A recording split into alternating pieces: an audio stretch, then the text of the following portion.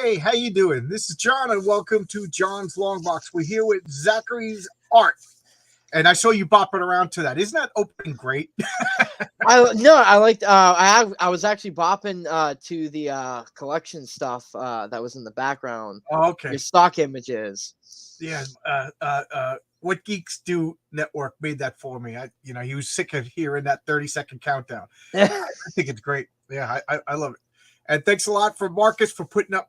This is my Substack. If you want to join my email list, do you have any links you want to shout out? Marcus will put in the comments. I mean, I got the Voyage campaign that's on my link tree, which is on my bio, my Twitter and Instagram. Well, okay, we'll see if It's for Marcus. the sign up page, but I probably have it in the description when I make these StreamYard things. I always seek out the links. So anyway, how you doing? What's going on? What's up? just came back from work. Had an hour to get ready for this, and I'm pretty warmed up from the cold weather that I've been outside all day in. Yeah, So yeah, I'm ready to talk comic books. I'm ready to yeah. go. I work outside too, and man, you understand because my wife teases me when I come home. I wrap myself up like an old lady. I'm like, she goes, it's not that Hmm. cold. I was like, then you go outside for 8 hours. You go Yep. outside for 8 hours and tell me how cold it's not. Here we go, Marcus. I knew he would do it. Here's your link. Wah, you got it. So tell us about this: a cosmic adventure voyage. Yeah, tell me about that purple guy. So the purple guy, his name's Sonderon. He comes from the Cometan system. He's the only one of his kind to venture out into the real world or the real universe. Um, and pretty much it's a hero's journey where you're focusing on this individual who is like getting kicked out of his household. He steps into the real world. They think they know what the real world's all about, but he doesn't really, until he's living in it. um and there's a lot of xenophobia towards him because his species is directly tied into why the universe is fractured. So the current state, it's very dystopian. And Sonderon is he barely knows anything about his own ancestral past. He's Oh, after this artifact called the Spear and Nod, and it's fractured into pieces. And there's deep, deep lore tying the Spear and Nod to his ancestors and why it's super important to this dead religion that everybody just forgets. It's an old, it's old fables. that's a And good technique. As he learns, the audience learns. yeah, Yeah, I absolutely. like that technique. Yeah. Like basic things where he can get oh man, I'm trying to think. You know how like when you're gambling and somebody takes advantage of you and they're like, "Oh, you should take a higher bet." You should bet on that. Like he's very gullible. He's very tunnel Guileless. visioned. Yeah, and there's going to be a lot of mistakes made that he's going to make. And what he does in the first issue sets a domino effect throughout the whole series, because the reason why the first issue is super important is because he's actually making himself known, where he's the first one of his own kind to leave his star system, and he greets the outside universe. The universe thought that his species was a dead, they were dead long ago, and they never left their galaxy. In fact, it was considered a curse to step into, travel through the Cometan system. So they're just like freaking out. Sondron is that first one. So So there's going to be a lot of fun. while I talk about it, I almost just spilled coffee all over myself. Uh, Voyage, is this live right now? Your campaign? Yeah, Kickstarter. It's well, not live, but the pre-launch is out. Oh, okay. On, but I mean, I've launched. I mean, like, I'm gonna be real here. I failed like 3 times. Like, Oh no. I failed 3 times. This is my fourth and last time launching, and Well, here pre- you go, guys. Help a guy out. And I'm sorry because I can't keep. A lot of campaigns that I really like, I just miss them just because oh shit, Spirit that's is with me. Corey And Barton. I gotta go to work, and there's only so many hours in a day. So, Oh, so dude, Corey Barton commented. I just found out who this guy was today. Saw his artwork on this book. that I saw on Twitter. It blew my mind, and Oh, yeah, I'm just like figuring out who he is and what his artwork's Corey, all you're about. an artist. DM me, send me some stuff. I'll talk. I like talking to people about comic books. DM me. No, You got a he's super campaign? awesome. We got a campaign. Let's talk. So I want to put up your link again. So this is a pre-launch. So you check it out. And this is for your first issue. This is for the first issue, but this is Okay, good, actually good, my good. third book for Voyage, actually. Because when I was a Cooper School student, right before I graduated, I self-published a anthology graphic novel, which was 88 pages. And that was my first time self-publishing. And, just kind of figuring out, like, just throwing my own, like, Sonderon and Voyage out there. Sorry. No dying. No dying while alive. Guys, buy this his book. The guy's dying. Buy his book. Look at the second book was Voyage to the appeal to Call. the heart, everybody. Right? Man, I the second book I made was Voyage to the Call. I launched that on Kickstarter when I graduated out of the Cooper School, and that one funded. And I made that, and everybody got the rewards for it. So I got a lot Nice, of good nice. positive feedback on that. And I was like, you know what? I'm just gonna make it a series, like an ongoing run. So this first Could issue is you where it get all your other starts. books on this campaign? I do. You can have them as an add-on.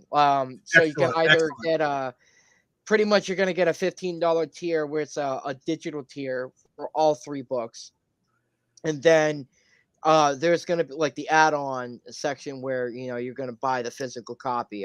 Think I have like 40 copies left of Voyage to Call and 50 for the anthology. Oh, nice. Cool, cool, cool. Yeah, again, I haven't launched anything yet, but I'm like, I don't understand. Some people are like, no, you can't get my back stuff. Like, keep it available, man. Yeah, Don't you know comic book collectors are obsessive? Yeah, yeah. I mean, well, printing is expensive now. Like, what is it? Mixum has raised their prices up. Yeah. Litho Ninja raised their prices up. A couple other printing companies have done it as well. So, it just sucks, man. It just makes it more difficult to make a comic book. It's And not cheap. shipping. I see a lot of people making valid points that shipping is outrageous. I don't know if you know Renzo Rodriguez. I sent him a box of 8 comic books just because I was like, you got to have these comics. He's the artist on my comic, Heroic Tales. So he lives in Mexico. I'm in New York. $40 to send it to him just in shipping. And it took 2 months. So geez, the cards are stacked against us. So anybody who has an active campaign and they actually fulfill, man, you guys are heroes. Good job. Well, for me specifically, personally, I get annoyed having to wait over a year for a campaign I backed, right? I understand the struggles. I really do. It's just there does come a certain point you're like, what exactly are you doing every month when you're working on the book? Right. And I just don't want to, and it's also trying to keep it lively. The longer people are waiting for their product that they paid for, that means the less excited they're gonna get, or they're gonna just kind of Well, forget as a I'm, I'm, whole on the book. me personally, I'm extremely patient. Like we all talk about EVS. He's very late, but it doesn't bother me. That doesn't bother me. What bothers me is my memory is short, and I don't want to go back and have to reread everything, every 2 years to catch up on the story. I guess I'm trained on the monthly format for Marvel and DC. So I am of the opinion that sooner is better, but it doesn't bother me. But I'm the exception. So when I see people yelling and complaining, I'm just like, dude, you know what's going on. This is crowdfunding. Yeah, One person usually by themselves doing it all. This isn't a huge corporation anymore. So I be a little patient for everybody, guys. yeah. God, be real. You reread it again anyway. Yeah, yeah. No, For me though, like the book is pretty much wrapping up. Like once this funds, like people are gonna get the book within the next month and a half. wow, that is Yeah. awesome. You hear that, everybody? There you go. There you Like go. that's how like I mean, it's Oh, really just the colors and the letters that it's back and forth stuff. So I'm getting them like fast now. so you're the writer, artist, and colorist? You're everything, or No, no. So I am the creator of the property. I have written this for so many years, but my my best friend and really good writer, Brett Melograno, he was from the Cuba School. We were in the same class, and dude, this guy has a gift for writing. Like he oh, doesn't need to sit there and just think of, like for days. He come up with like a genius idea within like 15 minutes and just write it out like in a half hour, and it's all there. So, I asked Brett, because I'm not a writer, I have a hard time trying to unify things. I know what I want. I know how to visually draw it, but I just don't know how to unify it in the writing and yeah, make it. different skills. I, Yeah, and Brett I did. fancy myself a writer. I couldn't draw. I'm looking over here to see if I have any of my art. It's terrible. Yeah. Yeah, so I mean, Brett, Different skills. he's writing it. I did all the artwork in that book. Like there's two it's a 40-page comic, two stories. You have the main one and the bonus one. I did the art for both. I have an inker for the first story and two colorists. Okay. And then Von Coleman's the editor of the book, so Oh, that's. so how can you trust this guy to be an editor when he's a liar? He says you had a sexy editor. Oh no, I don't know, man. I don't know. His that golden popcorn hair of Oh, his on his it's head. I don't dreamy. know. It's dreamy. Vaughn Nah. Coleman has dreamy head of blonde hair. Now, Vaughn was on my channel a couple weeks ago. I was really impressed with his comic. Good luck to you, Vaughn, too. Guys, I know it's me harping up, but the guy's 24 years old and he's doing such good work already. I'm impressed. Yeah, he's laughing. You got dreamy hair, you know. Zach's been hammering away at the steadily. I've seen some of he's doing great work, and the editor is a twink. Yep. Sorry, you caught me. I didn't mean to read that. But no, start in trouble. Start in trouble. All right, but he's ignoring me right now. You caught me. I'm a little embarrassed. I'm like blushing right now. But so I take it you're buddies with Alex. I'm good friends with everybody. Like Yeah.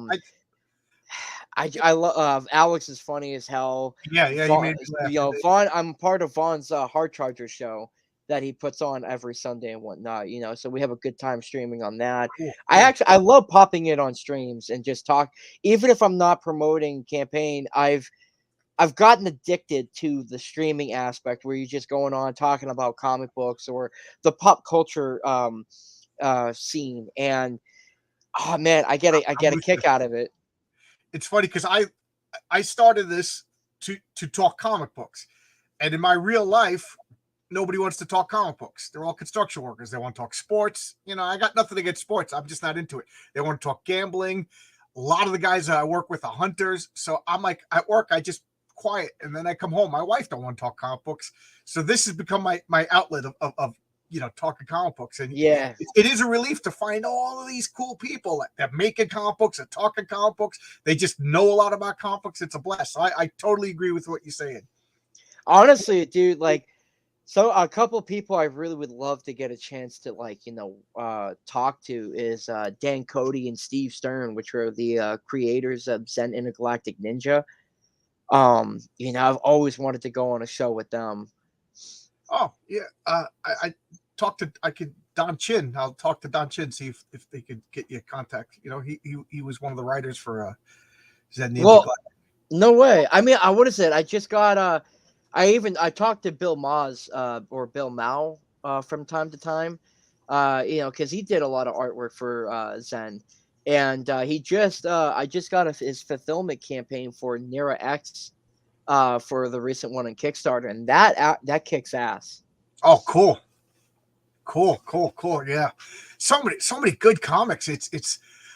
I just can't keep up. I wish I won the lottery. I'd buy everybody's comics. So much good stuff. Marcus is pushing. I got these tumbler glasses, Heroic Tales, for my comic that's coming out with the symbol of the patriarch on it. And Hell Deer, I see you're in the chart. Yours is all boxed up, ready to be shipped out. I'll ship it out on Saturday. I can only get to the post offices on Saturdays, so yours is all ready to go, Hell Dear. He's prepping to stream over his act established. We're starting drama. We're starting drama, and we'll put this back up. So I don't know. I feel there's just too much drama going on these days, and I just find it refreshing just to talk about comic books. So you said you went to the Kubert School, huh? I did, yeah. I gotta tell you, some of the best years of my life was at that place. Forgive my ignorance. Is it like 4 years, 2 year school? I don't even know. It was 3 years, 3-year school. Dude, anything that I was doing, like any, experimentation, like art styles, figuring out, just in life in general, just like figuring out certain things personally, and whatnot. I mean, dude, it was all at that school, man. And honestly, man, like if I got a chance to do it all over again, I would. I had a blast being there. Where is the school located? I don't know why I'm drawing a blank. It's in Dover, New Jersey. Okay. It's the only one of its kind. Unfortunately, there was always something going on every year. When I was there was always something going on, like every couple months. Like I was always missing out, or my graduating year was missing out on opportunities. So, it is what it is, but nowhere is perfect, but being at the Kubert School, that was just a boot camp for artists. They were just cracking skulls with pencils and whatnot. And awesome. Now, do you have to audition for a school like that? You have to submit your portfolio, like you got, show them your art pieces and whatnot. I mean, I was drawing I sucked. Like I was really, really bad as an artist before I went, but I was making like these really basic amateur type of comics before I went in. I used those as portfolio pieces, and I just kept hounding them with emails, phone calls, like, did you guys check my portfolio or this and that? And I got in. I was like freaking the hell out. I was like, oh my God, like this is it. Let's go. Like, so I looking at my artwork from today to right before I got in is a night and day. Like you can't even tell it's from the same person. Wow, that is awesome. That is awesome. That's a good story. I like hearing that. You didn't give up. You didn't give up, and they saw something. Who were some of your teachers there? Oh man, Tom Mandrake and Jan Dursema was a couple just to start off the bat. Fernando, big fans of them. Yeah, what is it? One of my variant covers is Jan Dursema's. Really? The one that you posted, the one where Sonderon's on the tree branch and the flame. She did that cover. I've been saying for years on this channel that Jan Dursema and Tatiana Wood are two of my favorite colorists, bar none. And they do subtleties with. I don't know if they moved on to computer stuff, but their hand coloring from the 80s and 70s, 80s, and the early 90s. I've never seen such subtlety in the colorings like they did. Amazing. And I just bought back issues of Advanced Dungeons and Dragons by DC Comics, and I'm like, oh wow, this is drawn and colored by Jandis. It's just awesome. It's a pleasure to look at. So wow. Did you get her Hexer Dusk campaign book? No, I didn't know. She just had a campaign. Damn it. No, that was like years ago, but she finally fulfilled on that. And dude, it is mint, man. That is top tier Jan Dursema. Could you send me a DM of that later? Just remind me. I'll go. Oh yeah, I got a copy too. I could take a picture. I mean, you could even hit her up on Twitter too. She gets back. I definitely will. Yeah. And so Fernando Ruiz. I'm fanboying out right here because Fernando Ruiz was another one. He did Archie for 20 years. And then Alex Stevens, he worked in the comic industry for a short term, but he did a lot of editing. He did a lot of like writing and whatnot. He was more of an abstract type of artist. Okay. Man, you're making me like really think. Oh, I'm sorry. I didn't mean to put you on the spot. No, because like that was like, I graduated like 3.5 years ago. Man. Giovanni Valletta was another one. okay. He did. He was the artist for John Wick when that got the rights for, I think, Dynamite at the time. Um, Giovanni Valletta was another one. Um, Now, do these guys come in just as like a guest speaker and give you a few lectures, or are they there for a no, whole they're semester? teachers. Yeah, they're there for teachers. Lee Weeks was even teaching me for a Oh, short wow. period. Yeah, and honestly, I wasn't even expecting him. Like he was like a surprise guest teacher kind of thing to come in for the second year. And were you like a comic book kid reading comics as a child? Oh, I was reading. I've been reading comics since I was, since the fourth grade. I mean, I've been collecting, since then, and like it's no exaggeration when I say that I've read every Spider-Man comic there is. Like I know all of that, like from every Spider-Man title series, whatever. Like I can drop issue numbers down. Just That is awesome. like yeah. So It's funny because I I don't know what it is, but I'm like that kind of guy. Like if it's super popular and everybody likes it, I'm like, I don't like it. It's just been my personality trait. And I never considered myself a Spider-Man collector. And right now, I'm reorganizing my comic books. I'm like, I have almost every Spider-Man comic book. Web of Spider-Man, Spectacular Spider. yeah. I guess I'm a Spider-Man collector, but I mean, I what never is that? bought it monthly.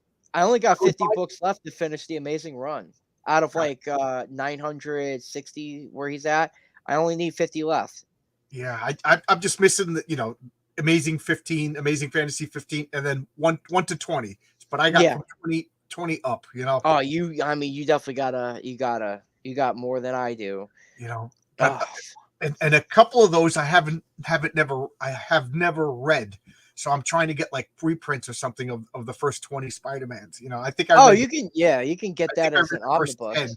but like Spider-Man 15, I'm just saying I don't think I've ever read that. Yeah. So it's funny. I was like, I never collected Spider-Man. Meanwhile, I got like 17 long boxes full of Spider-Mans. I guess I do.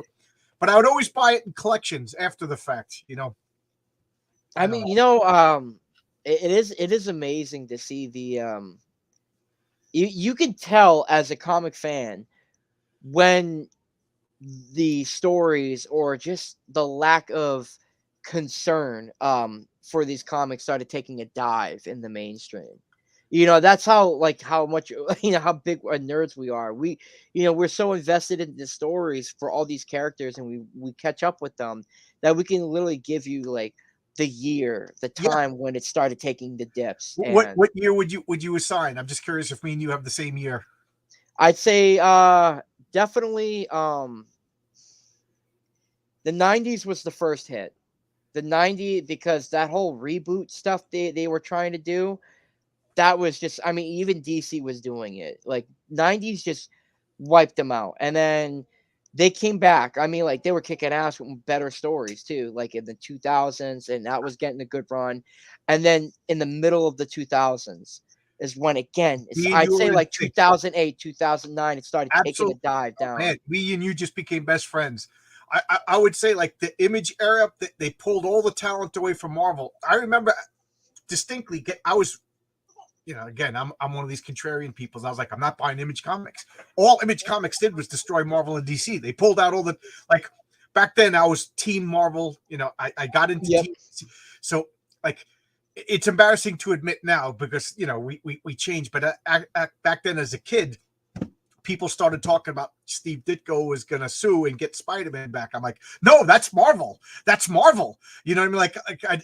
That's Yeah. how ingrained I was with like, we must protect these corporations from these greedy artists. That's so when the Image guys got a what they considered a raw deal and bettered themselves, I was like so against them because I was a stupid kid. I didn't know any better because I was so ingrained in Marvel. So I wouldn't buy, and I just was like, Marvel sucks now. So just out of desperation, I went to Image, and then, like you said, Marvel got really good again. I guess it was competition. Image also got really good around the same time. I guess competition, and then, like you Yeah. said, around 2007, 2008, like it not only did the quality suffer, but I got the feeling that like they were like contemptuous of the source material. Like even in the 90s when it was bad, I never thought that they were embarrassed or contemptuous of the material. They just weren't talented, you know. But So I didn't mean to cut you off. I was going to add into This must that, be your hour, but you got me. You hit one of my topics that I love. no, I was going to say is that, like, going up, building on that, a lot of these people will be like, oh, I hated, for like Marvel, when they experimented by bringing in the Ultimate Universe, right? And they're like, oh, Ultimate X-Men and Ultimate Daredevil and Iron Man, that stuff sucked. And then DC, they were trying with the New 52, in 2011, right? Yeah, a good And jumping off point. yeah, That's what I and end with DC. and honestly, like, I don't hate things like that because these creators and the companies were trying hard to do something new, to try to refresh the brand. Those are the things that I don't hate. What I do hate, though, is the fact that they try to change the characters, like its personality, the gender, or its sexual orientation, right? Just because it's trying to go with the time, and or they're trying to be woke about, or whatever. And that just is like, that's just unnecessary. Making different stories and, trying something new, it could be a great hit, or it could be a major fail, but those are things that they're doing that's, worth taking the risk, and that I can appreciate. Where, like, changing a character that's been around for that long, Yeah, it's happened multiple times. Even just writing the story out where it just doesn't make sense for that character to go through.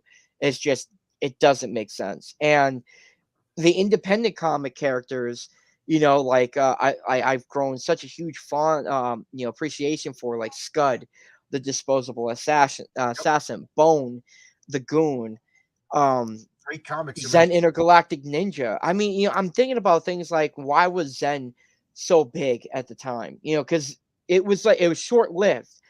Zen, it was so Comic. big. Yeah, it had its action figures. It had a video game. It was signed over to Archie to do, like, a few issues at one point, and it was because it was so different than what the norm was for comic books in general. Yeah, I agree with everything you're saying. Like the comment said, let's go do karate in the garage. That's one of my favorite lines from any Step Brothers. Do you like guacamole?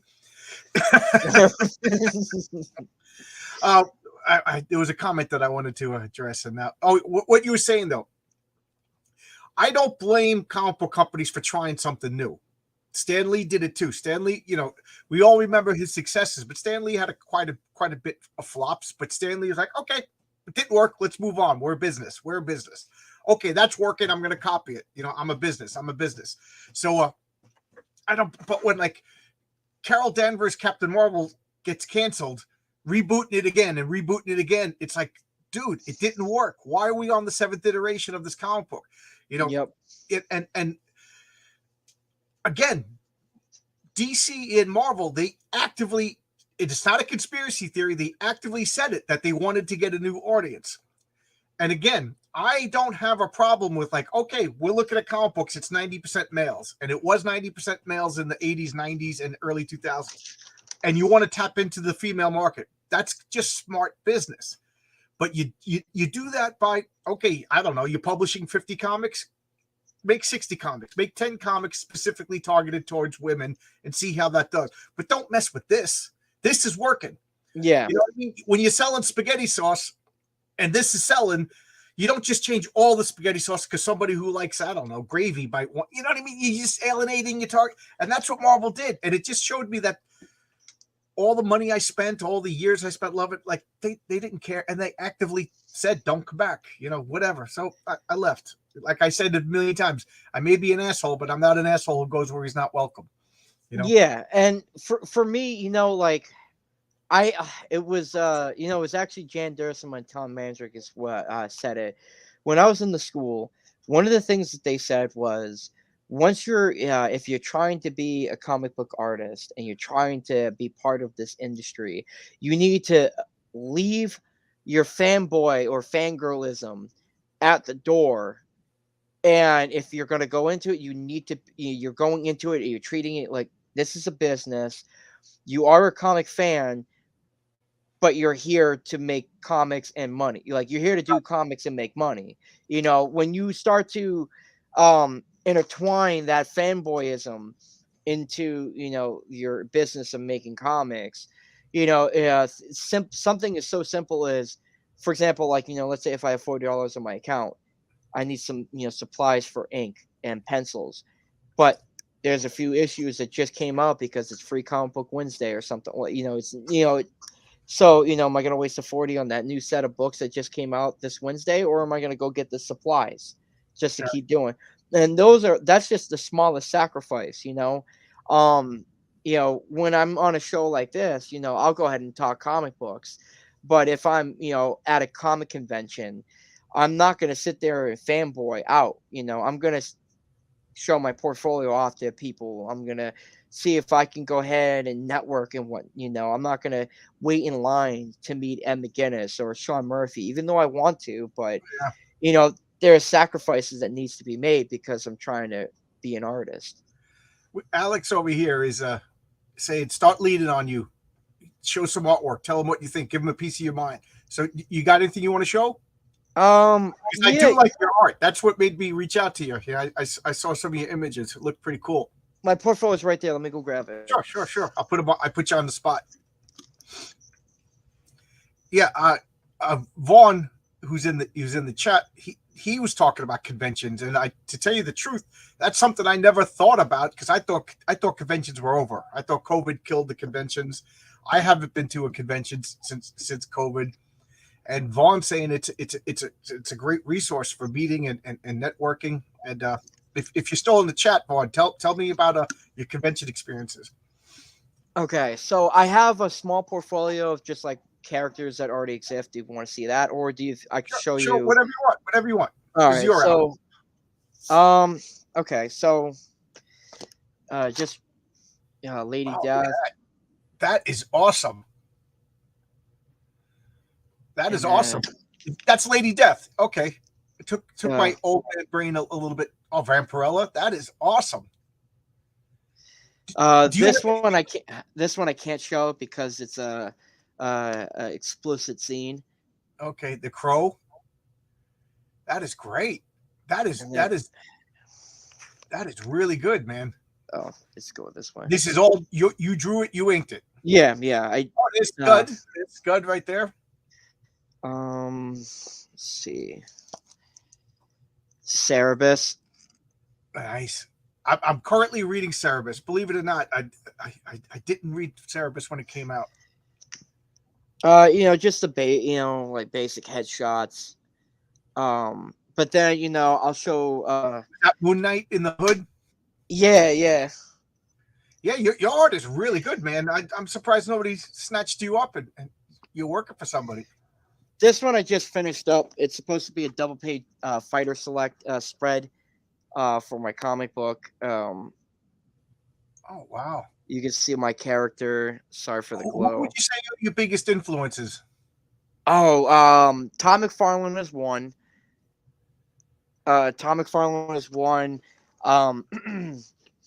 Mark Schultz, the artist for Xenophobic Tales. Oh my God, we are definitely becoming best friends. Mark Schultz is a comic book god. For those of you who don't know, he does a comic called Xenozoic Tales, which is probably better known as Cadillacs and Dinosaurs. The guy, I gush over this guy's artwork. The problem is the guy is so slow, but man, is it worth it? And the thing with him though, his dry brush technique, I tried practicing it. That is a hard thing to replicate. He knows how to do it. He's a master. He's like. Have you ever met him? No, I want to though. I would. I think I would start becoming a stuttering fool if I met him. Recent. That's a deep cut too. He doesn't seem to be as popular as he should be. No, he really should be up there, top tier. Yeah. Another one is actually this woman named Sumei Kesjin. She was this artist on Image who did this series called Voyages. And it kicks ass. And James Herron with Ultra Mega. Okay. So I have a few influences. Oh, you wouldn't happen to have any of your art from before you went to school, just as a comparison, because that art was gorgeous. That was Oh really good. man, I don't you want you know to what? get up and walk around I if do. No, it's actually right on the side. because you Just said it's, gotta. here you go. Give yourself credit, man. That was awesome artwork. Dude, I don't know. I I've don't know if your actually brother had not Alex was showed. trying to bust your chops, but man, I can't lean on you. That was excellent. Well, here's the terrible stuff. I've actually. Yeah, let's see the terrible stuff. Oh, you have Watch, no. your terrible stuff is probably better than anything I could ever do on my best day ever. No, it's pretty I fucking mean, it bad. got you into the school, man. Okay, so this And was I'm not actually here to embarrass you. I'm not here to embarrass you. before so Sonderon, with Voyage, the book that I'm launching, right? Before I did a massive overhaul and redesign on him and his species and where he comes from. This was actually oh man. Yeah, that's good. You made me think it was going to be like a child's drawing. I can see It's why. Yeah, that's yeah. You had no, it's terrible. well, I you mean, like everybody's their own worst critic, man. But that's good, you know. I gotta, you know what? But I'm not gonna lie, you got better. But that's good. You set me up. I expected to see like serial killer scrawlings or something. No, not that bad. Like, Oh yeah, man. yeah. I mean, yeah, a lot of it's I like gotta put ask you away. something curious. Like the Adam Kubert School is it like student loans? Is it like a regular college? Could you get like It's no longer a college anymore. It's a trade school now. Like you have to it's they which means they dropped the price dramatically down. So it was 27,000 to get in. wow? And because they got rid of accreditation and it's now a trade school, I think it to get in is like 15, 16 grand or like A 13, year? yeah, a year, 13 grand. And with that, the school is definitely doing a lot better than what it was going through at the time. So, I mean, like I said, there was a lot of things that were happening when I was there, but Anthony Marquez, who used to be the editor at Dynamite Comics, took over the Kubert School, and he's been doing really well, putting it back on its feet, actually making it so because the thing was is that being a Kubert School student at the time, it because of the lack of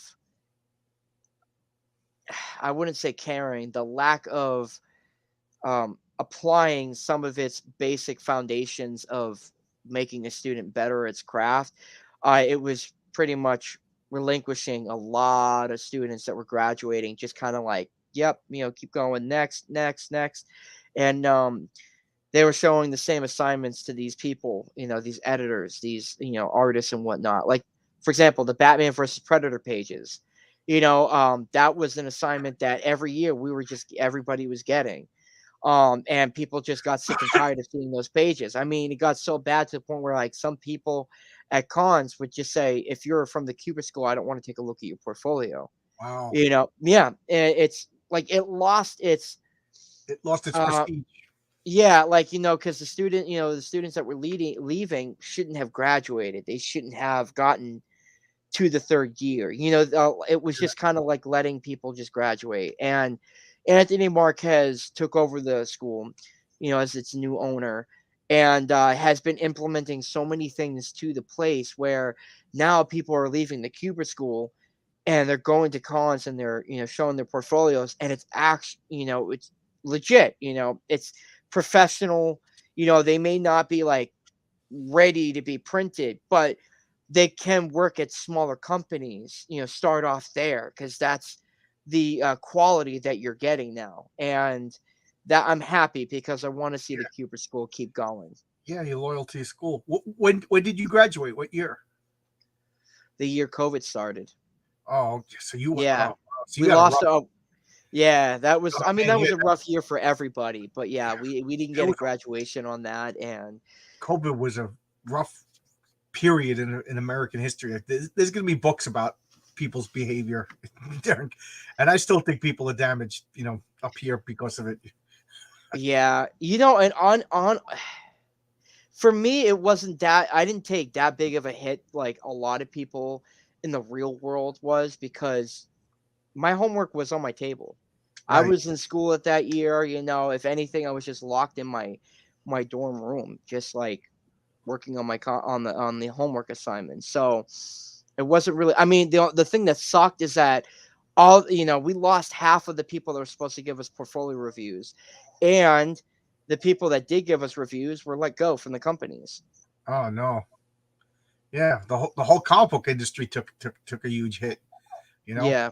Yeah. That. Yeah. Yeah.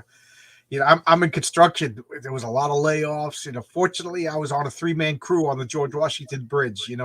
So we kind of you know escaped all the craziness. Me and my two partners, we got pretty close, working in a van, driving to work, but driving through Manhattan, it was weird. There was no cars on the road. You're in Manhattan. It's 2 o'clock in the afternoon. And you could see tumbleweeds. There's no hot dog stands. It was like that Will Smith movie. Oh yeah. Yeah. So I could imagine college during COVID must have been weird. You know, the dorm. For it was because we couldn't visit each other in the dorm room, like because it wasn't this. It's like we couldn't visit each other and we couldn't do any of that. So What do we they were have just literally monitors stuck. keeping you in your room? So the mansion where the Cuba school used to be back in the 77 to 79, that was the boys, dorm. So that's where we were at, but a lot of people got sent home, they're like, oh, you have a choice to go back home and whatnot. Oh, so it was a lot of like what remote learning. Yeah. Yeah. Okay. All right. Yeah, like you said, you could. I guess you could draw anywhere. So whatever. So let's talk about your campaign. You said you're going to start delivering a month after your campaign closes, huh? Yeah. I failed 3 times before this one. But I'm just too stubborn. I You mean, got I believe in the project, which is why I keep going. and your art looks good. I really liked what I saw. When you talked about your influence, you said Mark Schultz. I was like, this is a guy who knows what he's talking about. You know, Again, Mark Schultz is a unsung hero in the comic book world. I think it's because he's just so slow and his output is kind of small for a guy with such tremendous talent. Oh yeah. Yeah, Mark Schultz is amazing, dude. yeah. Cadillacs and Dinosaurs, Xenozord Tales, a comic I highly recommend. You could pick up collected editions at Amazon or your friendly neighborhood comic shop. So, what else do you want to talk about? I keep taking away your time when this is supposed to be your hour. No, I'm enjoying the time. Oh, cool. So what is it? So Voyage issue 1. I really hope that people like it. I made it 40 pages. It's got 2 stories in it, and yeah, like Oh, is it a limited series? Like, do you have a complete end, or is this like a it's an regular? ongoing series. Okay. Do you have an end in mind? Not for a long time. No, No, it's gonna keep okay. going. Okay. All right. And what would you say? It's science fiction, right? It's not so much Oh, superheroes. it's a sci-fi campaign. Okay. Where are we going? Where are we going? Oh no, I'm just shifting rooms. Okay. We're gonna go do Sorry. karate in the garage. Right. So yeah, no, it's a sci-fi campaign, and so yeah, so yeah, I'm on it. It's crazy because I don't know what to say because I've done it so many times. Yeah. What's this? Oh, I saw this Bale Madness. I didn't understand. He spelled hell wrong. So what does he say? I'm surprised Zach doesn't have Degrassi playing on the TV. That's his. Oh, my daughter plays. My daughter pretty much you know is in the living room, and my woman, she likes to like watch Degrassi, catch up on old TV shows and whatnot. And yeah, I just hear a lot of that stuff in the background. Degrassi Junior High. That's a blast from the past. I haven't seen that. Oh. I lost you. Oh, sorry. My camera is on. Oh, that Saved by the Bell. So RJ Williams says sci-fi is my jam, and Alex Oh says yeah, he loves you. That's good. It's good to have. I love Good to Alex too. have. Oh, I just see you're having problems with your Wi-Fi. Yeah, my Or mic is screwing up. that's okay. I can filibuster. Okay, Crenshaw asks, hard sci-fi or their comic or the comedic elements? Are you more grounded in reality? Or when it comes to sci-fi, I always look at like Star Trek as like science fiction, and I look at Star Wars as like science fantasy. If that makes sense, what would you say your comic is more in line with? Star Oh, Wars. I would say Star Wars. more, Because Star Wars has that open world that I always loved. Star Trek would always be on their ship. okay, that's a good point. Yeah, so they'll travel vast distances. Like, are they like I don't want to say magic powers, but like psionic, like Jedi abilities and things like that. Oh yeah. So like what I love about Voyage or for Sonderon is the fact that um he loves to travel everywhere. He's like an Indiana Jones in space. He's an adventurer. He likes to go out and explore. He has that opportunity to go ahead and do what he wasn't able to in his own home world. And he's got like this ship that he doesn't know how to operate. So his AI on the ship, helps him out with that. And then you have his pet companion, which is like a mix between a spider and a dog. Um, Oh, God, it's oh, dude, terrifying. the thing is ferocious, and That it is likes. that is terrifying. Oh yeah, and the thing is like it's legit ferocious. And honestly, I wouldn't want to wake up to that like in the morning, No, like because no. it's got like the six eyes on its head. It's got like Oh the my spider God. mandibles and everything.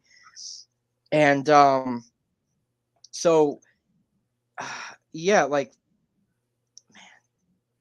so what I love specifically, the reason why I love this series the most is that there's no humans. When you're watching a Oh, sci-fi really? movie, yeah, like when you're watching a sci-fi movie, right, or a TV show, the one thing you're always going to see is humans. It's either, the alien is the villain and the human is just the astronaut or something like that. And Well, it's it, cheap. You yeah, don't need. Yeah, you could say like Resident Alien, like that was a comic book at one point, but you know, it I got love turned that into a comic. TV show. It's a great comic, but it's on Earth. And in the TV show, you see a lot of the actor, and not Right. much of the alien. Yeah, because he, Um, he puts out a psionic field so people see him as human, and I'm sure they lean on that so they don't have to pay for prosthetics and stuff. exactly. And with the Yeah, TV, Star Wars, same thing. One of the greatest things about Star Wars is that there is aliens, but the main characters are humans basically. They are right. aliens, but I'm like they're humans. Or Star And Trek. Even the aliens are basically humans with a crinkled forehead or something. yeah, and Nuts. you know so I mean the reason why Zen Intergalactic Ninja was a big thing, and I think was because it was a main character that was an alien and it looked like an alien. Same thing with the TMNT. The TMNT was its own thing, but they were anthropomorphic, animal type characters, and people loved them. They were just so different from the norm that I look in sci-fi comics, which aren't much out there right, today, for the Yeah, you're past right. few years. I can give you like two titles right off the top of my hand. And that's pretty much it. And like Voyages, they only hear you when you're dead in space or something like that.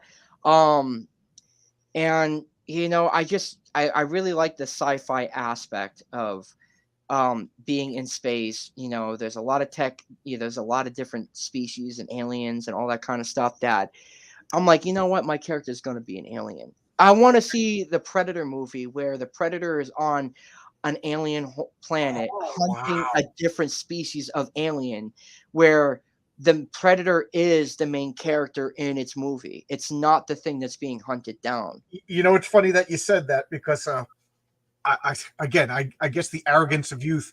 You know, I talked about how I sent like a proposal to DC Comics on how to do Captain Marvel. You know, Shazam. I also wrote a letter to a what was it, Paramount, I wanted to do a Star Trek show called Star Trek Adventures, and every episode it was a completely different cast. You know, like, why are we focusing on one chip? Just like these are kids in the academy. This is an alien race, and then like just do like one episode like of gaseous beings of just lights with no dialogue, and you kind of have to figure out the story from the You know, they must have thought I was maniac, but I would watch that show. Oh, dude, I mean that I always love that kind of stuff. So Yeah, I mean, there's definitely going to be some Dungeons and Dragon elements, and you know, I just want to apply the things that we as a fan base really love, and put it and make the book fun. I mean, I'm gonna be real with it. There's gonna be moments where there's hyper violence. There's because of Sonderon being the only one of his kind, he's one of the most hated because it's like it's like real life things that make this book grounded, but I'm gonna make it fun. yeah, I do like that idea. The last surviving member of his own people, and you said his people are blamed for something that you don't want to speak about. Now it sounds like it would be spoilers, but so everywhere he goes, he's an outcast for a couple of Oh, reasons. absolutely. Yeah, The reason why is because um his ancestors destroyed the universe. Um, I'm not gonna say yeah. what they Don't did. give me spoilers. That's something I would. Yeah, so Yeah, they destroyed the universe, and what happened was, um, what is it, like centuries have passed, generations, just a long time has passed, and Sonderon is a byproduct. He is a he what's that word, evolutionized? Man, I'm stupid right now. He okay, pretty much, he is what the current race of what his beings was. Like he evolved. That's what it was. okay. He evolved from his race, and the planets is all fractured. The universe is broken, and the religion was formed from that moment. Okay. Because everywhere else in the universe they experienced that. They wrote it all down. Stories were told, and um So they blame the Cometans. so in your comic, they don't even encounter Earth. No, Earth is not in this, not for a long time. Oh, that is cool. That is cool. So this is truly alien. And I do agree with you. Sometimes we rely in science fiction. We rely too much on the known. If you're going to be alien, be alien. You know, Yeah, absolutely. I mean, like, what is it? One of my favorite characters is actually Martian Manhunter from the Justice League. I always liked the Martian Manhunter. And But why is he always getting shafted? Like, his comic title is always getting like crapped on. Like, it's funny that you said that. You know, I never submitted anything to DC for Martian Manhunter, but I was always like, he's an alien. He should be treated as an alien. You know, exactly. he should be like embrace the Martian. You know, less Manhunter. Like, you know, he shouldn't be like I do kind of like the idea that he's a detective or whatever. But the reason why he is an effective detective is he should be like outside, like looking in, and therefore he's not compromised by our emotion. Dude, man, you keep hitting on my pet peeve topics. I don't know. You know, things that set me off. We got a comment over here that I wanted to address. Do you like original Klingons or next generation Klingons? I was more of the Next Generation. Honestly, I loved the Next Generation. Yeah, I have to agree with you. I'm an old school Star Trek fan. You know, like you can tell just right next to me with an arm's grass. I got my Star Trek paraphernalia. but there's something about the next generation Klingons that just look cool. And Yeah. and I don't know. I never watched? I started watching Deep Space Nine. I couldn't get past the first season. It's awful. I know I everybody didn't loves I didn't watch that. it, and I never watched Void. Did they ever address why the Klingons look different? I mean, I have my own theories, but I whatever. I honestly don't know. I was a fan of what do you call it? What was that show that just came out? You know, there's so many shows. This is a golden age of TV to the point where when people tell me about a good show, I actually get stressed out because I do not want to watch another show. I barely have time to read comics. Yeah, I'm on the same boat. Honestly, I don't even have the time to. Yeah. Oh, Marcus says that they did explain. Okay, maybe someday I'll talk about my Klingon theory that apparently doesn't matter anymore. You know, everybody says this, and I got one of my friends who comes over every week, and he's just like still pushing Deep Space Nine, and he says you have to get past, I don't know what season 2, season 3, but like I can't just jump ahead. I'm such a completionist. I have to watch them in order. And man, some of the episodes in the first season were some of the worst TV ever. Yeah, I saw that episode. He said we don't discuss it with outsiders. And then we got another comment. Did someone say D&D? Are you a D&D guy? Yeah, I actually started playing D&D when I got into the Cuber school. Oh, that sounds I fell in love with it. Are you a player or are you the DM? Oh no, I'm too stupid to be the DM. Oh, don't say that. No. What kind of character did you play? Anything that looked like an alien. Oh, really? Yeah, like anything that kind of like resembled the alien. Like, because I know aliens aren't a species in that. Were you a fighter, a wizard? What did you play? Oh, I was a fighter, definitely. Yeah. Something about just old school fighter beating the crap out of things with swords. Picturing that, I think it's just more primal and fun for a guy, you know, to be a fighter. I mean, I've had my share of wizards, but I'm a pain in the neck, and I never liked the way the DMs did wizards. So whenever I play with other people, I'm always just a fighter. I'm always, and just so you know, while we were talking, I went down to Kickstarter and I signed up for your pre-launch sites. Thank you, bro. This is something I want to keep track. I like your art. I think your art is great.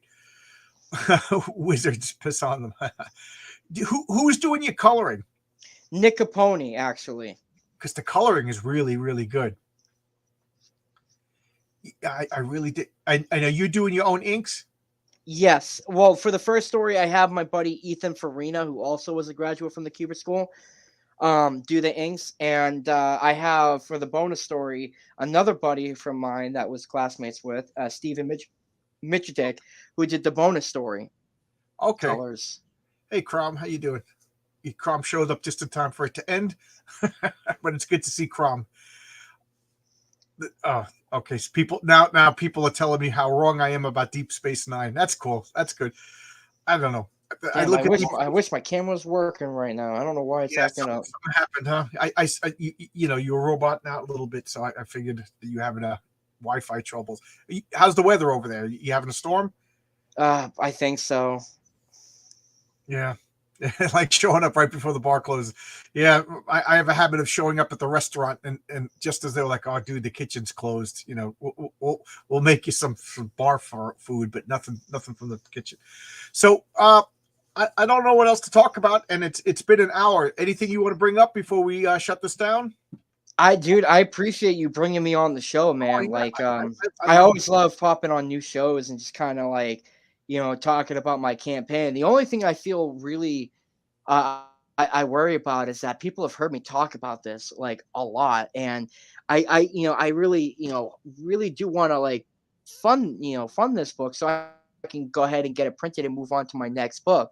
It's like I'm not trying to sound like a broken record, and I feel bad. I understand, dude. I always say sooner rather than later. I don't want to give an exact date because then people get a little annoyed. But I have a campaign launching too, man, and I'm nervous and I'm excited, and send me the stuff for that. Oh yeah, believe me. As soon as well, you could go to if you go to the chat, I'll put this up.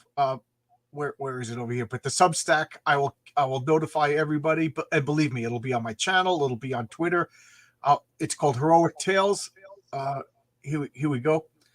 You could sign that up for anybody who's interested. That's my email notification. I'm not going to spam you. I'm just going to keep you updated about launch dates and any information about my comic Heroic Tale. But I agree with you, buddy. You got to talk to people. You know, I get shy and I don't want to talk about myself. Like, you know, it's my own channel, and I have a couple of guys, Nick Axe and Crom, who's in the comments telling me like, don't be afraid. You know, it's not other people's jobs to talk for us. You know what I mean? Stan Lee had no problems promoting himself, and you know, Stan Lee's not here anymore. Me and you got to be Stan Lee for ourselves. So I don't mind. Come on my channel, talk about it. When you you know, in the middle of your campaign, come back. We'll talk about it. You know. Oh, absolutely. I would love that. You know what I mean? Because the way I feel is you said this isn't your first campaign, right? You already fulfilled the campaign. Yeah, for Voyage to the Call, I funded that. That was my first campaign I launched once I got out of school. Yeah, you know, so good for you. You got one up on me. So, you know, nobody really knows me other than as this guy who talks comic books. So I you know, Renzo's art people know. So people are either buying this comic because of Renzo's art, or they're buying it because they like me. Because I can't say that I'm a good writer yet. You know what I mean? Like I could say I'm a good writer, but I don't have the backup yet until they get the comic in their hands. So you got to do the same thing. You push yourself, buddy. And I think everybody understands. You put your heart and soul into work, and your art speaks for itself. But you know, people won't buy what they don't see. So you're doing the right thing. Don't feel bad. I should take my own advice and start pushing my own stuff. You know, I get a little embarrassed. I feel like, I don't know, what's the word? Like, no, everybody's tired of me. You know what I mean? So I understand what you. But there you go, everybody. Check it out. I went onto his Kickstarter page. I clicked saved. You can see the little heart there. I can't wait. This art looks great. And again, I told you anything you want to say, and then I talked. I have such a bad habit of doing that. Oh, here we go. We got some encouragement. Zach, you're going to be funded. I keep thinking you can't see because I can't see you. Zach, you're going to be funded and printed in no time, buddy. You got this. Find this GD book. Here we go. Marcus is pushing for you, and then Marcus is pushing for me. He's a good moderator. Thank you. Thank you, bro. I appreciate that. I'm going to go eat my dinner and go to bed. I got to wake up at 4:30. I can't wait. I'm going to be off for a month. I can't wait. Sleep late and stay up late. It's going to be awesome. So here you go. This is a Voyage, the Call. Oh, this is your first campaign, right? This is my fourth campaign. No, I'm saying for Voyage, the Call, yeah. And you, well, for some reason it didn't want to let me create another link, like a new one. So it's like, you know, using like a link that from a failed campaign or something like that, just for this one. I'm like, what? Yeah. And so on this campaign, when this launches, me personally, because I didn't get your first camp, I could still back it and get your other stuff, right? Yeah, absolutely. Excellent. Yeah, because comic book people, we're completionists. You know, there's something wrong with us. We need it all. We need it all. But thanks a lot, buddy. I hope your internet. Thank you. It works out. And like I said, when you go live, give me another link, and we'll help you. Oh, absolutely. I don't know if you can hear me well, man. I don't know if the mic I can hear you. Like, I can hear. Okay. So it's just the camera then. Okay, but thanks a lot, everybody. Thanks for showing up. Check out this. Here it is. His link right here. If you're interested in old school blue sky superhero comic books, check out Heroic Tales for me, because I know I've seen a lot of new names here. Check it out, and I guarantee you, if you like superhero comics, you're going to love my comic. If you like sci-fi, this looks awesome. This art looks awesome, and I do like the fact that it's aliens, because there should be more aliens in sci-fi. That's pretty cool. All right. Abrax says good night, so we'll leave on Abrax. Thanks a lot, everybody. Have a good night, guys.